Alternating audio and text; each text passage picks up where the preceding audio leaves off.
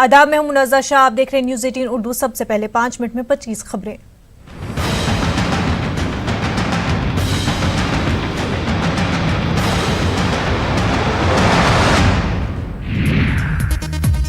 Allahabad high court से आजम खान को बड़ी राहत। 29 एफआईआर पर कोर्ट ने लगाई रोक, अब नहीं होगी गिरफ्तारी। चिन्मयानंद इस्मत रेजी केस ब्लैकमेलिंग की मुलजिमा 14 दिन के लिए भेजी गई अदालती तहवील में कानून की तालिबा ने चिन्मयानंद पर इस्मत रेजी का लगाया था इल्जाम। एमपी के भिंड में फौजी तैयारा MiG-21 हादसे का शिकार, 2 पायलट ने कूद कर बचाई अपनी जान। हादसे के बाद आर्मी फोर्स मौके पर थे मौजूद।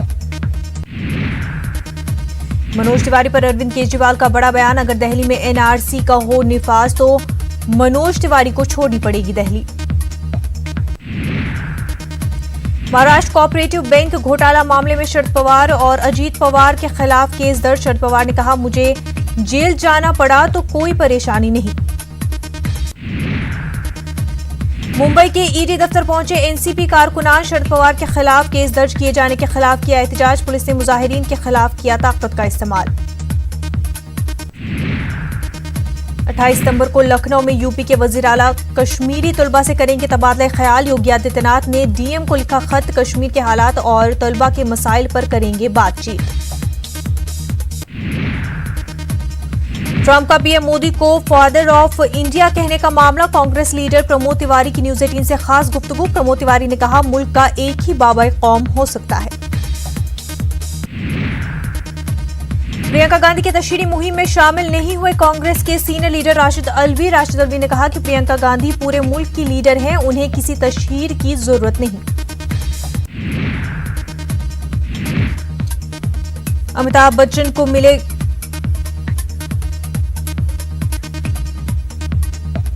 ट्रंप के खिलाफ मुआखिजे के लिए तहकीकात का ऐलान। डेमोक्रेटिक पार्टी की तरफ से मुआखिजे के लिए तहकीकात का ऐलान। ट्रंप पर सियासी हरीफ को नुकसान पहुंचाने के लिए बैरून ताकत पर दबाव बनाने का है इल्जाम। अमिताभ बच्चन को मिलेगा दादा साहेब फाल्के अवार्ड। प्रकाश जावड़ेकर ने ट्वीट के जरिए दी जानकारी। अमिताभ बच्चन 50 साल से भी ज्यादा अरसे से फिल्म में कर रहे हैं काम। कानपुर में फौजियों के इलाके से एक शख्स को किया गया गिरफ्तार। फौज की वर्दी पहनकर साइकिल से घूम रहा था। आर्मी इंटेलिजेंस की टीम ने फर्जी आर्मी में को किया पुलिस के हवाले।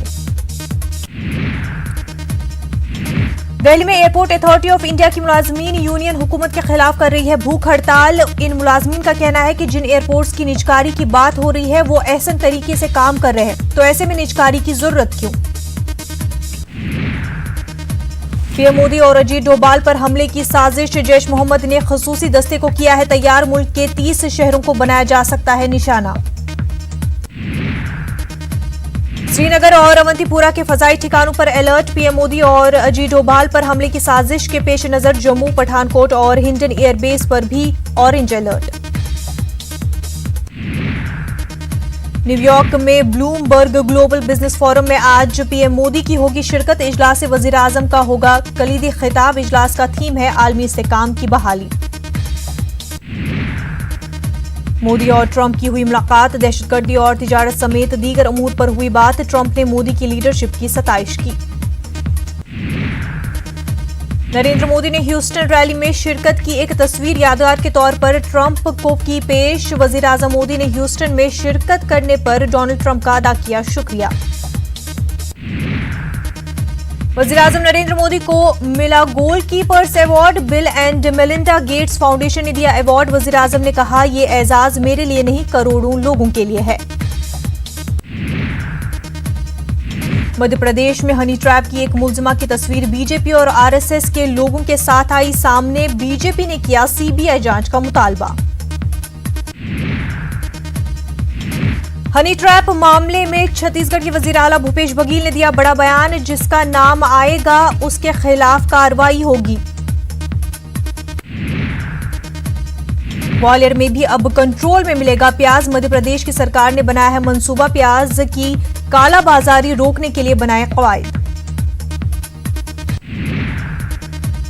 पाकिस्तान मकबूजा कश्मीर में आए जल्जले ने मचाई तबाही। 26 अफराद हलाक, 300 से जायद जख्मी। जोरदार जलजले से मकबूजा कश्मीर के कई इलाकों में कई मकानात को पहुंचा नुकसान, कई सड़कें टूट गई, दीवारें टूटने से कई गाड़ियों को नुकसान हुआ।